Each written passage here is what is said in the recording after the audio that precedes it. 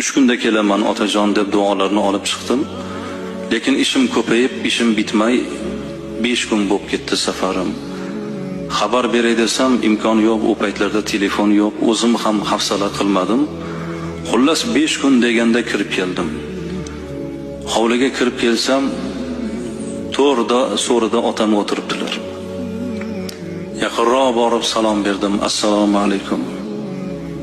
Otam boshlarini quyi qilib, qo'llarida tasbih shu darvoza tarafga qarab o'tirgan ekan. Shu meni ko'rishlari bilan padaringga la'nat deb so'kishni boshladilar. Indamay otamga qarab yuraverdim. Bir qadam qolganimda tizzalab endi ko'rishamanmi desam, boya hayqirib so'kayotgan otam endi dod deb yig'lashni boshladilar. Bo'yinlarimdan quchoqlab, hidlab, buncha meni qiynading bolam deb yig'lashga tushdilar. Otajon, axir yosh bola emasman-ku. Ishim ko'payib ketdi. Ha bolam, men uchun bolasan-da hali deb.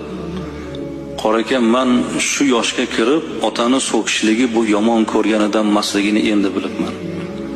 Ba'zi bir yigitlar xafa bo'ladi-yu, otam so'kaveradi deb xafa bo'lmanglar.